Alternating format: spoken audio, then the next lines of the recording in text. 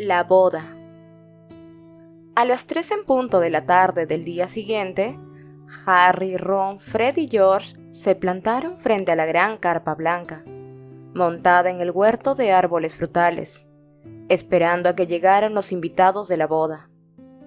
Harry se había tomado una abundante dosis de poción multijugos y convertido en el doble de un mogol pelirrojo del pueblo más cercano, Ottery Catchpole, a quien Fred le había arrancado unos pelos utilizando un encantamiento convocador. El plan consistía en presentar a Harry como el primo Barney y confiar en que los numerosos parientes de la familia Weasley lo camuflaran. Los 4 chicos tenían en la mano un plano de la disposición de los asientos, para ayudar a los invitados a encontrar su sitio. Hacía una hora que había llegado una cuadrilla de camareros, ataviados con túnicas blancas, y una orquesta cuyos miembros vestían chaquetas doradas. Y ahora todos esos magos se hallaban sentados bajo un árbol cercano, envueltos en una nube azulada de humo de pipa.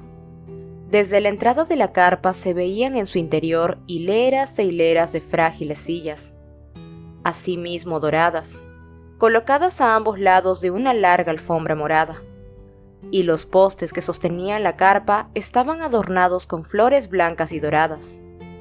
Fred y George habían atado un enorme ramo de globos, cómo no, dorados, sobre el punto exacto donde Bill y Fleur se convertirían en marido y mujer. En el exterior, las mariposas y abejas revoloteaban perezosamente sobre la hierba y el seto. Como hacía un radiante día estival, Harry se sentía muy incómodo, pues la túnica de gala que llevaba puesta le apretaba y le daba calor. El chico mogol cuyo aspecto había adoptado estaba un poco más gordo que él. «Cuando yo me case», dijo Fred tirando del cuello de su túnica, «no armaré tanto jaleo. Podrán vestirse como quieran, y le haré una maldición de inmovilidad total a nuestra madre hasta que haya terminado todo. Esta mañana no se ha portado demasiado mal, a fin de cuentas», la defendió George. «Ha llorado un poco por la ausencia de Percy, pero bah, ¿para qué lo necesitamos? Vaya, prepárense, ya vienen». Unos personajes vestidos con llamativas ropas multicolores iban apareciendo, uno a uno, por el fondo del patio. Pasados unos minutos, ya se había formado una procesión que serpenteó por el jardín en dirección a la carpa. En los sombreros de las brujas revoloteaban flores exóticas y pájaros embrujados, mientras que preciosas gemas destellaban en las corbatas de muchos magos. A medida que se aproximaban, el murmullo de voces emocionadas fue intensificándose, hasta ahogar el zumbido de las abejas. «¡Estupendo! Me ha parecido ver algunas primas vilas», comentó George estirando el cuello para ver mejor. «Necesitarán ayuda para entender nuestras costumbres inglesas. Yo me ocuparé de ellas». «No corras tanto, desorejado», replicó Fred, y pasando rápidamente junto al grupo de brujas de mediana edad que encabezaban la procesión, indicó a un par de guapas francesas. «Por aquí, permettez-moi, s'il-vous». Las chicas rieron y se dejaron acompañar al interior de la carpa. George se quedó atendiendo a las brujas de mediana edad, y Ron se encargó de Perkins, el antiguo colega del ministerio del señor Weasley, mientras que a Harry le tocó una pareja de ancianos bastante sordos. ¿Qué hay?», dijo una voz conocida cuando Harry volvió a salir de la carpa. Lupin y Tonks, que se habían teñido de rubio para la ocasión, presidían la cola. «Arthur nos ha dicho que eras el del pelo rizado. Perdónalo de anoche», añadió la bruja en voz baja cuando Harry enfiló con ellos el pasillo. «Últimamente el ministerio no se muestra muy amable con los hombres lobo, y creímos que nuestra presencia no te beneficiaría». «No se preocupen, ya me hago cargo», repuso Harry dirigiéndose más a Remus que a Tonks. Lupin compuso una sonrisa fugaz, pero cuando Harry se separó de ellos, vio que el semblante se le ensombrecía de nuevo. No comprendía qué le pasaba a Lupin, pero no era momento para ahondar el asunto, pues Hagrid estaba provocando un buen alboroto. El guardabosques había entendido mal las indicaciones de Fred, y en lugar de instalarse en el asiento reforzado y agrandado mediante magia que le habían preparado en la última fila, se había sentado en 5 sillas normales que se habían convertido en un gran montón de palillos dorados. Mientras el señor Weasley trataba de arreglar el estropicio y Hagrid se disculpaba a gritos con todo el mundo, Harry regresó a toda prisa a la entrada y encontró a Ron hablando con un mago de aspecto sumamente excéntrico. Un poco visco, de pelo cano, largo hasta los hombros y de una textura semejante al algodón de azúcar. Llevaba un birrete cuya borla le colgaba delante de la nariz y una túnica de un amarillo que hería la vista. De la cadena que le colgaba del cuello pendía un extraño colgante que simbolizaba una especie de ojo triangular. Xenophilus Lovegood se presentó tendiéndole la mano a Harry. Mi hija y yo vivimos al otro lado de esa colina. Los Weasley han sido muy amables invitándonos. ¿Así dices que conoces a mi hija Luna?, preguntó a Ron. En efecto, ¿no ha venido con usted? Sí, pero se ha entretenido en ese precioso jardincillo saludando a los gnomos. ¡Qué maravillosa plaga! Muy pocos magos se dan cuenta de lo mucho que podemos aprender de esas sabias criaturas, cuyo nombre correcto, por cierto, es Gurnombley Gardensea. Los nuestros saben unas palabrotas excelentes, comentó Ron, pero creo que se las han enseñado Fred y George. A continuación acompañó a un grupo de magos a la carpa, y en ese momento llegó Luna. «Hola, Harry», saludó. «Me llamo Barney», repuso el muchacho desconcertado. «Ah, ¿también te has cambiado el nombre?», preguntó ella alegremente. «¿Cómo has sabido?».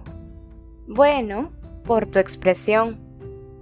Luna llevaba una túnica igual que la de su padre, y como complemento, un gran girasol en el pelo. Cuando uno lograba acostumbrarse al resplandor de su atuendo, el efecto general resultaba agradable. Al menos no llevaba rábanos colgando de las orejas. Xenophilius, enfrascado en una conversación con un conocido suyo, no oyó el diálogo entre Luna y Harry. Poco después se despidió de su amigo y se volvió hacia su hija, que levantó un dedo y dijo: «Mira, papá, uno de esos gnomos me ha mordido y todo». «¡Qué maravilla! La saliva de gnomo es sumamente beneficiosa, hija mía», exclamó el señor Lovegood cogiendo el dedo que Luna le mostraba, y examinó los pinchazos sangrantes. «Luna, querida, si hoy sintieras nacer en ti algún talento, quizá un irresistible impulso de cantar ópera o declamar en sirenio, no lo reprimas. Es posible que los Gurnombleys te hayan obsequiado un don». En ese momento Ron pasaba por su lado en la dirección opuesta y soltó una risotada. «Ron quizá lo encuentre gracioso», comentó Luna con serenidad, mientras Harry los acompañaba hasta sus asientos. «Pero mi padre lleva años estudiando la magia de los Gurnombleys». «¿En serio?». Hacía mucho tiempo que había decidido no contradecir las peculiares opiniones de Luna y su progenitor. «Oye, ¿seguro que no quieres ponerte algo en esa mordedura?».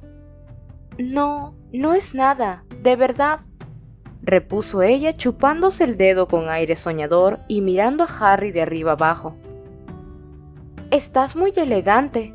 Ya le advertí a papá que la mayoría de la gente vestiría túnica de gala, pero él cree que a las bodas hay que ir vestido de los colores del sol.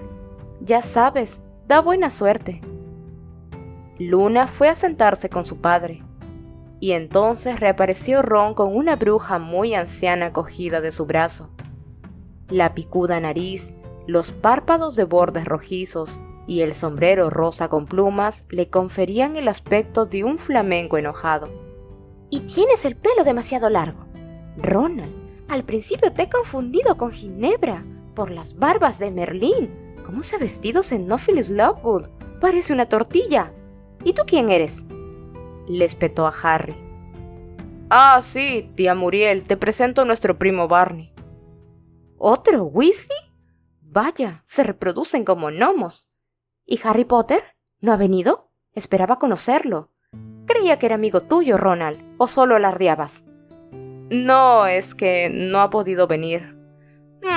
Habrá dado alguna buena excusa, ¿no? Eso significa que no es tan idiota como aparenta en las fotografías de los periódicos. He estado enseñándole a la novia cómo tiene que llevar mi diadema, le gritó a Harry. Es una pieza de artesanía de los duendes, ¿sabes? Y pertenece a mi familia desde hace siglos. Esa chica es muy mona, pero francesa. Bueno, búscame buen asiento, Ronald. Tengo 107 años y no me conviene estar mucho rato en pie. Ron le lanzó una elocuente mirada a Harry al pasar junto a él, y tardó un rato en reaparecer. Cuando los dos amigos volvieron a coincidir en la entrada de la carpa, Harry ya había ayudado a buscar su asiento a una docena de invitados más. La carpa estaba casi llena, y por primera vez no había cola afuera. «Tía Muriel es una pesadilla», se quejó Ron enjugándose la frente con la manga. Antes venía todos los años por Navidad, pero afortunadamente se ofendió porque Fred y George le pusieron una bomba fétida en la silla que se iba a sentar. Mi padre siempre dice que debe de haberlos desheredado, como si a ellos les importara eso. Al ritmo que van, se harán más ricos que cualquier otro miembro de la familia. «Mira», parpadeó al ver a Hermione que corría hacia ellos. «Estás espectacular». Siempre ese tonito de sorpresa, se quejó Hermione, pero sonrió. Lucía un vaporoso vestido de color lila con zapatos de tacón a juego, y el cabello liso y reluciente. Pues tu tía abuela Muriel no opina como tú. Me la he encontrado en la casa cuando fue a darle la diadema a Fleur, y ha dicho, «¡Cielos! ¿Esta es la hija de Muggles?» Y añadió que tengo mala postura y los tobillos flacuchos. «No te lo tomes como algo personal, es grosera con todo el mundo», dijo Ron. «¿Están hablando de Muriel?», preguntó George, que en ese momento salía con Fred de la carpa. «A mí acaba de decirme que tengo las orejas asimétricas. Menuda arpía. Ojalá viviera todavía el viejo tío Bilius. Te tronchabas con él en las bodas». «¿No fue su tío Bilius el que vio un Grim y murió 24 horas más tarde?», preguntó Hermione. «Bueno, sí, al final de su vida se volvió un poco raro», concedió George. «Pero antes de que se le fuera la olla, siempre era el alma de las fiestas», observó Fred. «Se bebía de un trago una botella entera de whisky de fuego. Iba corriendo a la pista de baile, se recogía la túnica y se sacaba ramilletes de flores del... Sí, por lo que dices debió de ser un verdadero encanto», ironizó Hermione mientras Harry reía carcajadas. «Nunca se casó. No sé por qué», añadió Ron. «Eres increíble», comentó Hermione. Todos reían y ninguno se fijó en el invitado que acababa de llegar. Un joven moreno de gran nariz curvada y pobladas cejas negras. Hasta que entregó su invitación a Ron y dijo mirando a Hermione: «Estás preciosa». «¡Víctor!», exclamó ella y soltó su bolsito bordado con cuentas, que al caer al suelo dio un fuerte golpe, desproporcionado para su tamaño. Se agachó ruborizada para recogerlo y balbuceó: «No sabía que... Vaya, me alegro de verte. ¿Cómo estás?». A Ron se le habían puesto coloradas las orejas. Tras leer la invitación de Krum como si no creyera ni una sola palabra de lo que ponía, preguntó con voz demasiado alta: «¿Cómo es que has venido?». «Me ha invitado Fleur», respondió Krum arqueando las cejas. Harry, que no le guardaba ningún rencor, le estrechó la mano. Luego, creyendo que sería prudente apartarlo de Ron, se ofreció para indicarle cuál era su asiento. «Tu amigo no se ha alegrado mucho de verme», comentó Víctor cuando entró con Harry en la carpa ya abarrotada. «¿Son parientes?», preguntó fijándose en el cabello rojizo y rizado de Harry. «Somos primos», masculló Harry, pero Krum ya no le prestaba atención. Su aparición estaba causando un gran revuelo, sobre todo entre las primas vilas. Al fin y al cabo era un famoso jugador de Quidditch. Mientras la gente todavía estiraba el cuello para verlo mejor, Ron, Hermione, Fred y George avanzaron apresuradamente por el pasillo. «Tenemos que sentarnos», le dijo Fred a Harry, «o nos atropellará la novia». Harry, Ron y Hermione ocuparon sus asientos en la segunda fila, detrás de Fred y George. Hermione tenía las mejillas sonrosadas y Ron las orejas escarlatas. Pasados unos momentos, este le murmuró a Harry: «¿Has visto qué barbita tan ridícula se ha dejado?». Harry emitió un gruñido evasivo. En la carpa, muy caldeada, reinaba una atmósfera de expectación y de vez en cuando una risotada nerviosa rompía el murmullo general. Los Weasley aparecieron por el pasillo desfilando sonrientes y saludando con la mano a sus parientes. Molly llevaba una túnica nueva de color amatista con el sombrero a juego. Unos instantes después, Bill y Charlie se pusieron en pie en la parte delantera de la carpa. Ambos vestían túnicas de gala, con sendas rosas blancas en el ojal. Fred soltó un silbido de admiración y se oyeron unas risitas ahogadas de las primas Vilas. Entonces sonó una música que al parecer salía de los globos dorados y todos callaron. «¡Oh!», exclamó Hermione al volverse en el asiento para mirar hacia la entrada. Los magos y las brujas emitieron un gran suspiro colectivo cuando Monsieur Delacour y su hija enfilaron el pasillo. Ella caminaba como si se deslizara y él iba brincando muy sonriente. Fleur llevaba un sencillo vestido blanco que irradiaba un resplandor plateado. Normalmente su hermosura eclipsaba a cuantos la rodeaban, pero ese día, en cambio, su belleza contagiaba. Ginny y Gabrielle, ataviadas con sendos vestidos dorados, parecían incluso más hermosas de lo habitual. Y cuando Fleur llegó junto a Bill, dejó de parecer que en el pasado éste se las hubiera visto con Fenrir Greyback. «Damas y caballeros», dijo una voz cantarina, y Harry se llevó una ligera impresión al ver al mismo mago bajito y de cabello ralo que había presidido el funeral de Dumbledore, de pie frente a Bill y Fleur. «Hoy nos hemos reunido para celebrar la unión de dos almas nobles». «Sí, mi diadema le da realce a la escena», observó tía Muriel con un susurro que se oyó perfectamente. «Sin embargo, he de decir que el vestido de Ginebra es demasiado escotado». Ginny volvió la cabeza sonriente, le guiñó un ojo a Harry y volvió a mirar al frente. Él se sintió transportado hasta aquellas tardes vividas con Ginny en rincones solitarios de los jardines del colegio, que se le antojaban muy lejanas. Siempre le habían parecido demasiado maravillosas para ser ciertas, como si hubiera estado robándole horas de una felicidad insólita a la vida de una persona normal, una persona sin una cicatriz con forma de rayo en la frente. «William Arthur, ¿aceptas a Fleur Isabel?» En la primera fila, la señora Weasley y Madame Delacour sollozaban en silencio y se enjugaban las lágrimas con pañuelos de encaje. Unos trompetazos provenientes del fondo de la carpa hicieron comprender a todos que Hagrid había utilizado también uno de sus pañuelos tamaño mantel. Hermione se giró y sonriendo miró a Harry. Ella también tenía lágrimas en los ojos. «Así pues, los declaro unidos de por vida». El mago del cabello ralo alzó la varita por encima de las cabezas de los novios y acto seguido, una lluvia de estrellas plateadas descendió sobre ellos trazando una espiral alrededor de sus entrelazadas figuras. Fred y George empezaron a aplaudir, y entonces los globos dorados explotaron, dejando escapar aves del paraíso y diminutas campanillas doradas que, volando y flotando, añadieron sus cantos y repiques respectivos al barullo. A continuación el mago dijo: «Damas y caballeros, pónganse en pie, por favor». Todos obedecieron, aunque tía Muriel rezongó sin miramientos.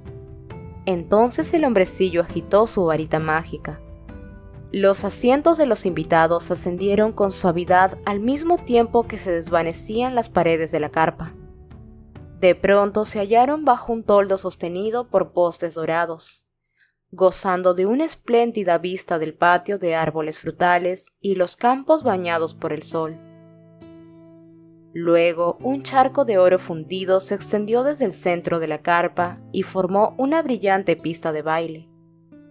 Las sillas, suspendidas en el aire, se agruparon alrededor de unas mesitas con manteles blancos, y con la misma suavidad con que habían subido, descendieron hasta el suelo, mientras los músicos de las chaquetas doradas se aproximaban a una tarima.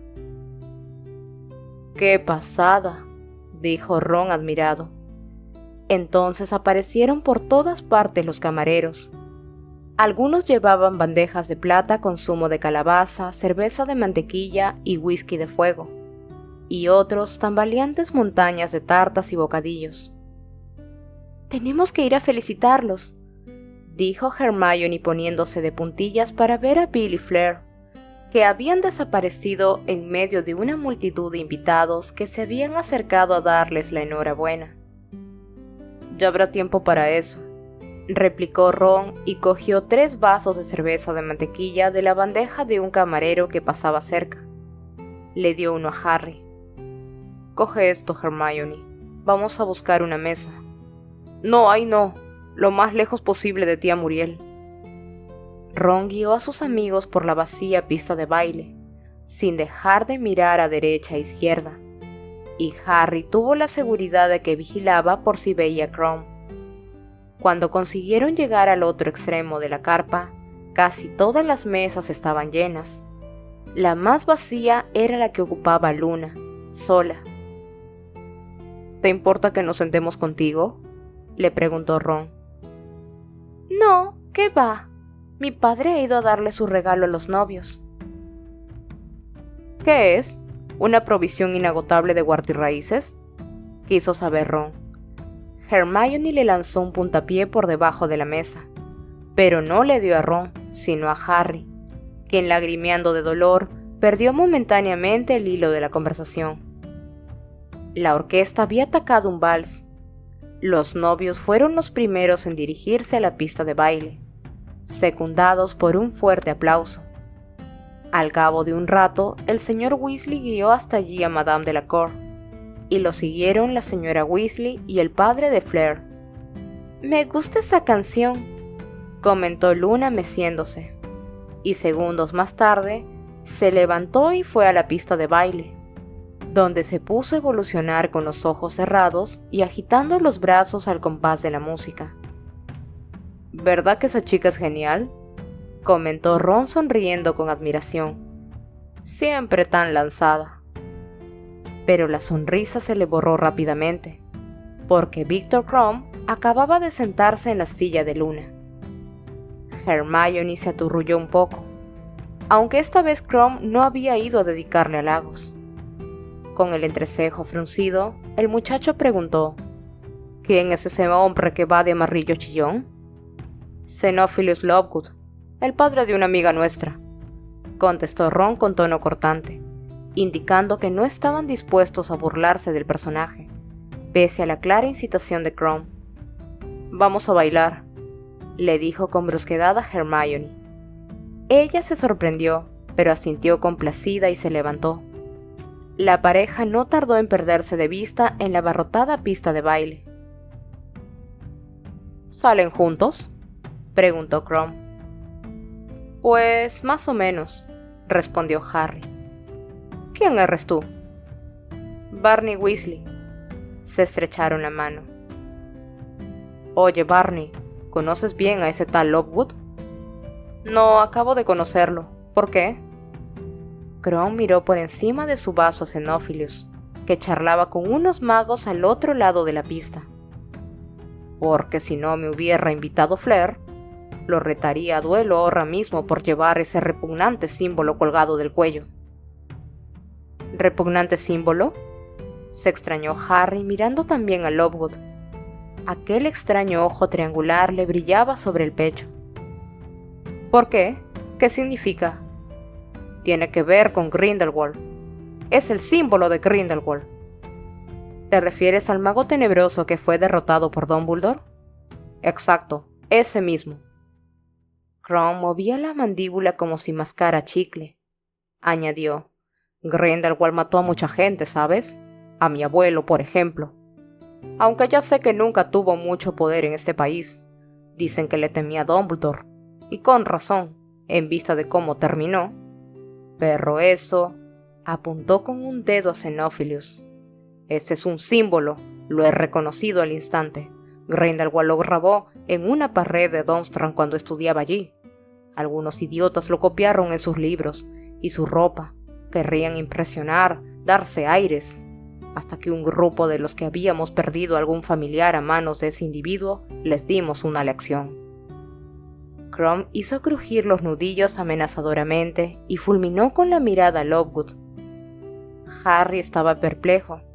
Parecía muy improbable que el padre de Luna fuera partidario de las artes oscuras, y que nadie más de los que se encontraban en la carpa hubiera reconocido aquella forma triangular que recordaba una runa. «¿Estás seguro de que es el símbolo de...?» «No me equivoco», afirmó Crom con frialdad. «Pasé por delante de ese símbolo muchos años. Lo conozco muy bien». «Bueno, es posible que Xenophilius no conozca su significado», aventuró Harry. «Los Lovegood son un poco... raros.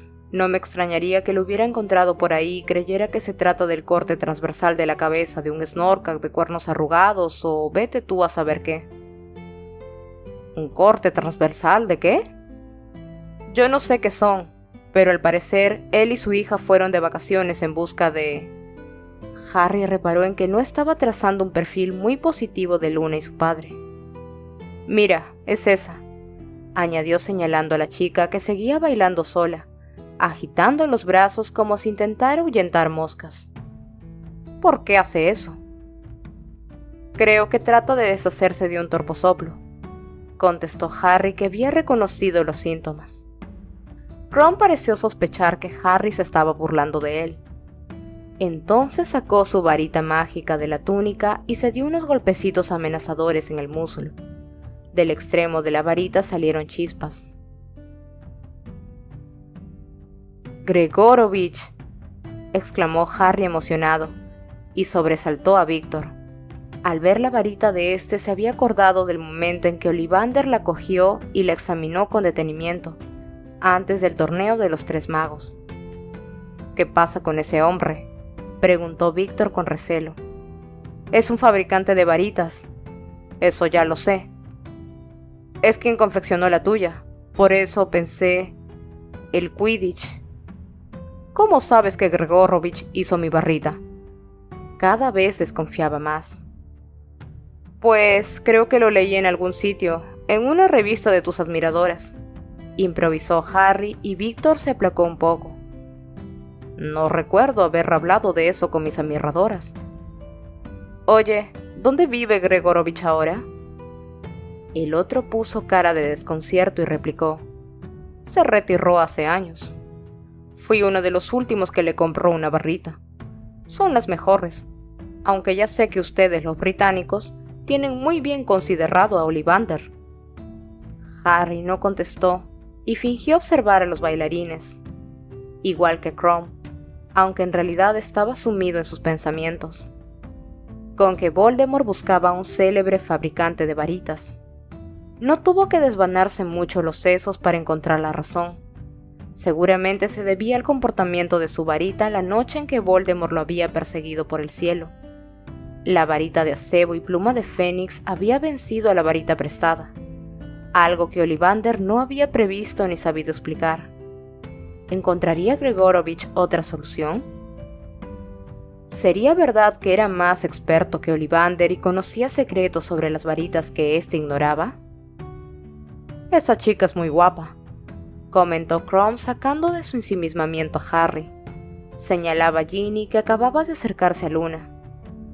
«¿También es pariente tuya?» «Sí», contestó Harry con irritación. «Y sale con un chico, un tipo muy celoso, por cierto, y enorme. No te aconsejo que lo provoques». Crom soltó un gruñido. «¿Qué gracia tiene ser un jugador internacional de Quidditch?», dijo vaciando su vaso y poniéndose en pie. «Si todas las chicas guapas ya tienen novio». y se alejó a grandes zancadas. Harry cogió un bocadillo de la bandeja de un camarero que pasaba y bordeó la concurrida pista de baile. Quería encontrar a Ron para contarle lo de Gregorovich, pero su amigo estaba bailando con Hermione en el centro de la pista. Harry se apoyó contra una columna dorada y se dedicó a observar a Ginny, que bailaba con Lee Jordan, el amigo de George y Fred, tratando de no arrepentirse de la promesa hecha a Ron. Era la primera vez que el muchacho iba a una boda, de modo que no podía juzgar en qué se diferenciaban las celebraciones de los magos de la de los muggles, aunque estaba convencido de que en las de estos no había pasteles nupciales coronados con 2 aves fénix en miniatura, que echaban a volar cuando cortaban el pastel, ni botellas de champán que flotaban entre los invitados sin que nadie las sujetara. A medida que anochecía y se veían palomillas revoloteando bajo el toldo, iluminado ahora con flotantes farolillos dorados, el jolgorio se fue descontrolando. Ya hacía rato que Fred y George habían desaparecido en la oscuridad con un par de primas de Fleur. Por su parte, Charlie, Hagrid y un mago rechoncho que lucía un sombrerito morado cantaban Odo el héroe, en un rincón.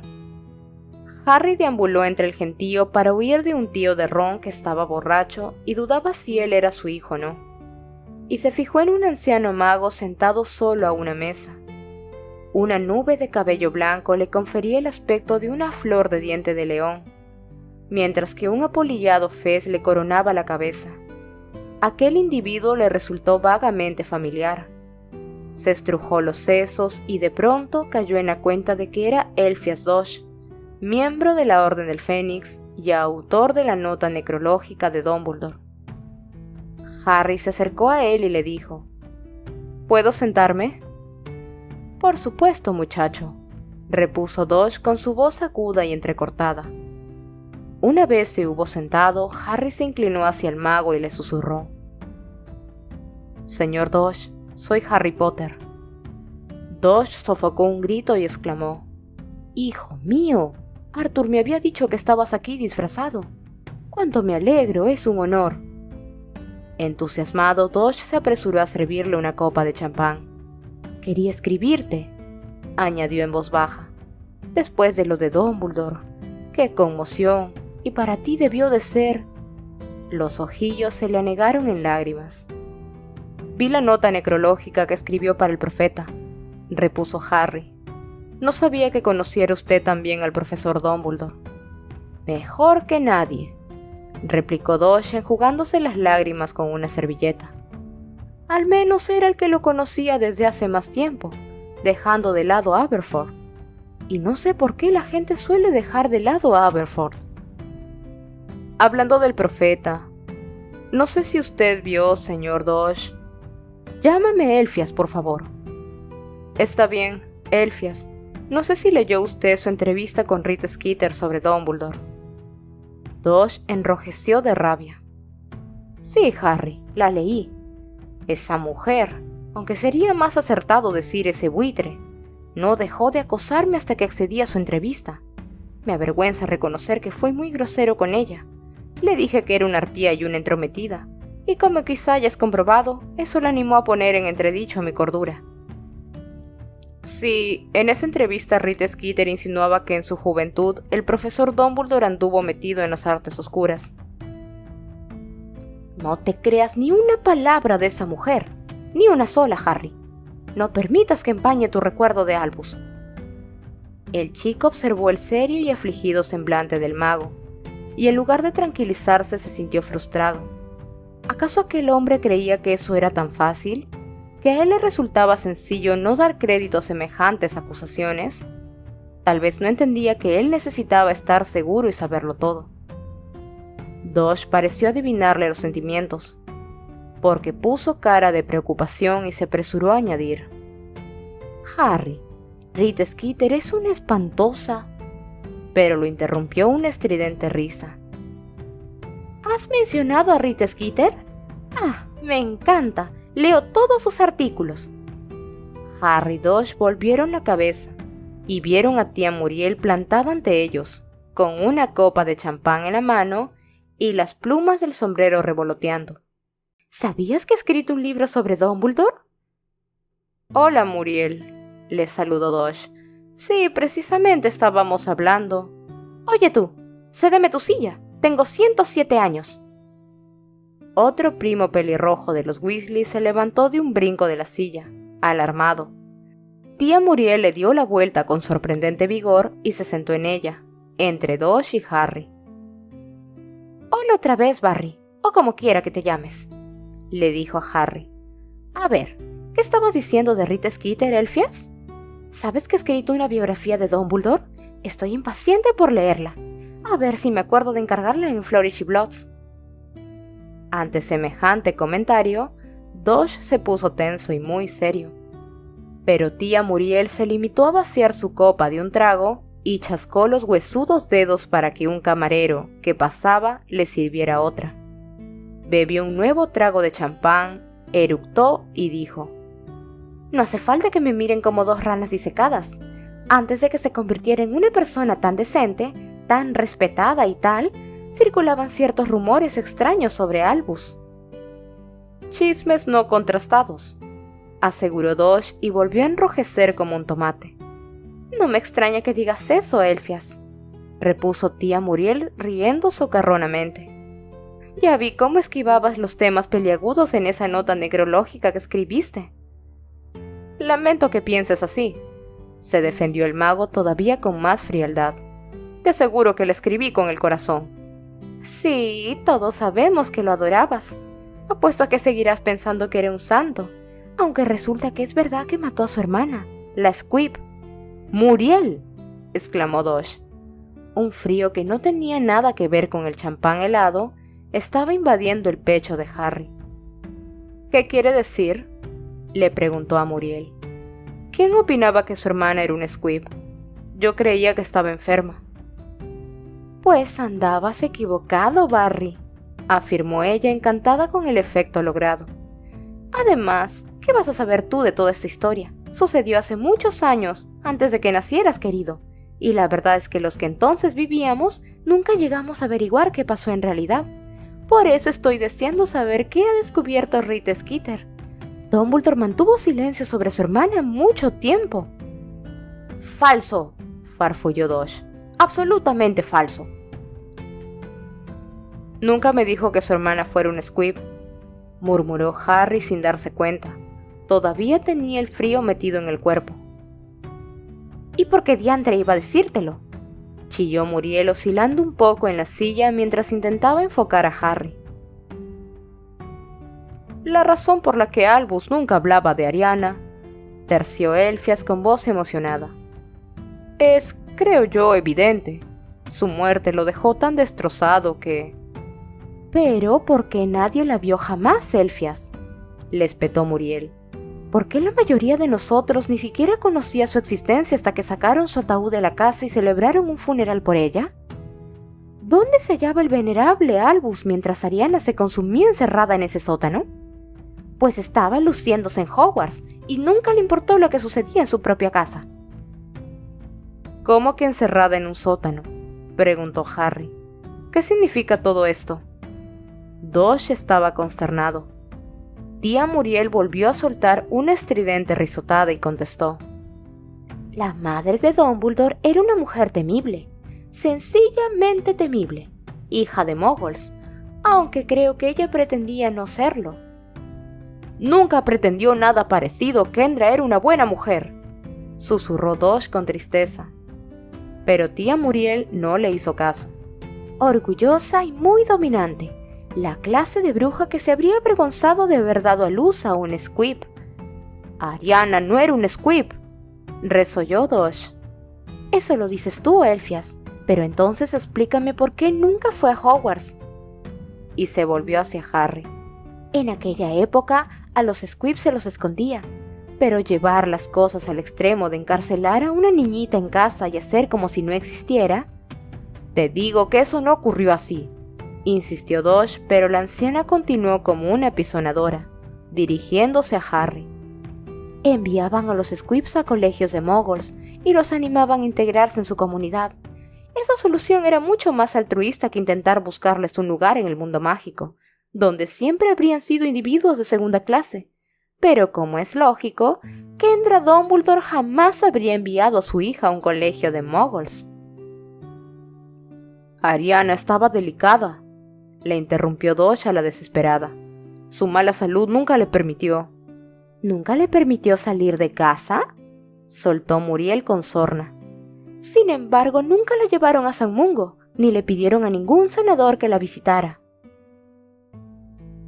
¿Cómo puedes saber tú, Muriel, si...?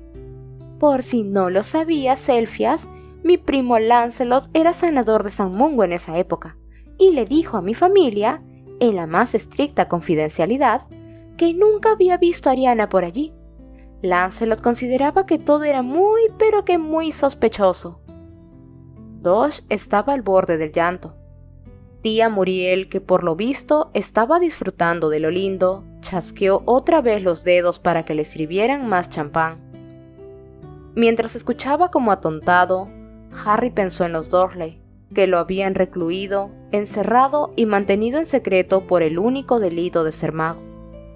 ¿Había sufrido la hermana de Dumbledore el mismo destino pero al revés? ¿La habían encerrado por no ser capaz de hacer magia? ¿Y de verdad la había abandonado Dumbledore a su suerte mientras él se iba a Hogwarts para demostrar lo brillante y genial que era? Mira, si Kendra no hubiera muerto primero, continuó Muriel, habría pensado que fue ella la que acabó con Ariana. ¿Cómo puedes decir eso, Muriel?, gimió Dodge. ¿Cómo puedes acusar a una madre de matar a su propia hija? Piensa en lo que estás diciendo. Si la madre en cuestión fue capaz de encarcelar a su hija años y años, ¿por qué no?, aventuró encogiéndose de hombros. Pero como digo, eso no puede ser, porque Kendra murió antes que Ariana. ¿De qué? Nunca se supo, por cierto. Ah, la mató Ariana sin duda, se burló Dodge con valentía. ¿Por qué no? Sí, es posible que Ariana, desesperada, decidiera escapar y matar a Kendra en el intento, musitó la anciana pensativa. Niégalo cuanto quieras, Elfias. Tú estuviste en el funeral de Ariana, ¿verdad? Sí, estuve allí, confirmó Dodge con labios temblorosos. Y no recuerdo otra ocasión más triste. Albus tenía el corazón destrozado. No solo el corazón. ¿Aberforth no le rompió la nariz en plena ceremonia? Hasta ese momento la expresión de Dodge había sido de consternación, pero de pronto reflejó verdadero horror, como si Muriel lo hubiera apuñalado. La bruja soltó una risa socarrona y bebió otro sorbo de champán, que le chorreó por la barbilla. ¿Cómo te atreves?, dijo Dodge con voz ronca. Mi madre era amiga de Bathilda Bagshot, explicó tía Muriel alegremente. Y ésta se lo contó todo mientras yo escuchaba detrás de la puerta. Una pelea al borde mismo de la tumba. Según Bathilda, Aberforth acusó a Albus de ser el culpable de la muerte de Ariana y le dio un puñetazo en la cara. Y también, según Bathilda, Dumbledore ni siquiera se defendió, lo cual me extraña mucho, porque habría podido matar a su hermano en un duelo aunque hubiera tenido las manos atadas a la espalda. Muriel siguió bebiendo champán. Daba la impresión de que ir desgranando esos viejos escándalos le divertía en la misma medida en que horrorizaba a Dodge. Harry no sabía qué pensar ni qué creer. Quería conocer la verdad, pero Dodge se limitaba a permanecer allí sentado y gimotear que Ariana estaba enferma. El chico se resistía a admitir que Dumbledore no interviniera si semejante crueldad hubiera estado cometiéndose en su propia casa. Pero aún así no cabía duda de que en esa historia había algo extraño. Y te diré otra cosa, prosiguió Muriel hipando un poco al dejar la copa en la mesa. Creo que Bathilda le descubrió el pastel a Rita Skeeter, porque todas las insinuaciones de esta en entrevista acerca de una fuente de información importante y próxima a los Dumbledore, precisamente Bathilda estuvo allí mientras ocurría todo eso, así que no me extrañaría. Bathilda jamás hablaría con Rita Skeeter, susurró Dodge. ¿Se refieren a Bathilda Bagshot, la autora de Historia de la Magia?, preguntó Harry. Ese nombre aparecía en la tapa de uno de sus libros de texto, aunque es verdad que no le había prestado mucha atención.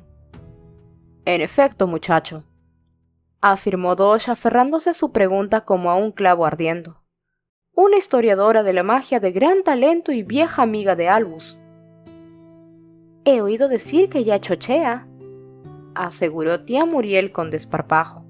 Si así fuera, sería todavía más deshonroso por parte de Skitter haberse aprovechado de ella, y no se podría confiar en nada de lo que hubiera dicho la pobre mujer.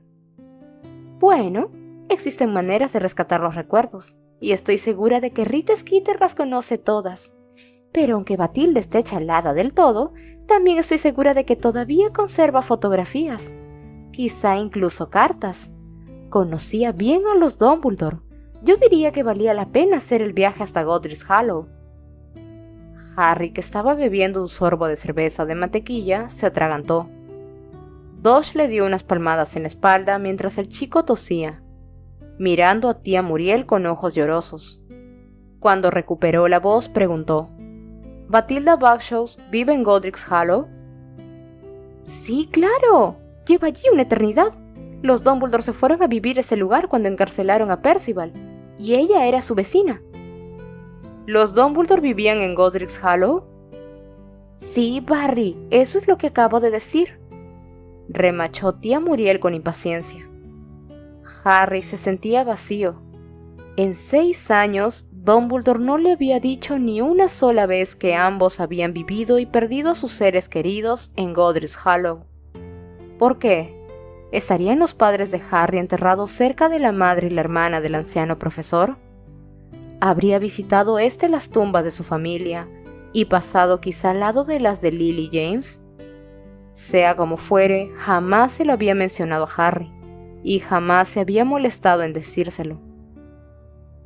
Y aunque el muchacho no habría sabido explicar, ni siquiera a sí mismo, por qué dichas cuestiones eran tan importantes, tenía la impresión de que el hecho de no haberle revelado que ese lugar y esas experiencias les eran comunes equivalía a una mentira.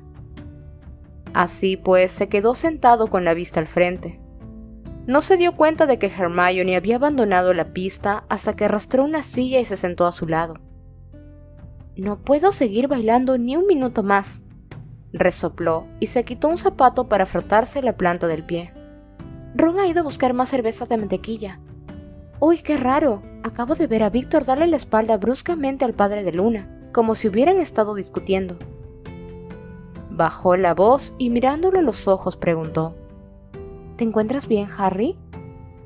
Él no sabía por dónde empezar a explicarle las novedades, pero no importó porque en ese momento una figura enorme y plateada descendió desde el toldo hasta la pista de baile. Grácil y brillante, el lince se posó con suavidad en medio de un corro de asombrados bailarines. Todos los invitados se giraron para mirarlo, y los que se hallaban más cerca se quedaron petrificados en posturas absurdas. Entonces el Patronus abrió sus fauces y habló con la fuerte, grave y pausada voz de Kingsley Shacklebolt. «El ministerio ha caído. Scrimgeour ha muerto. Vienen hacia aquí».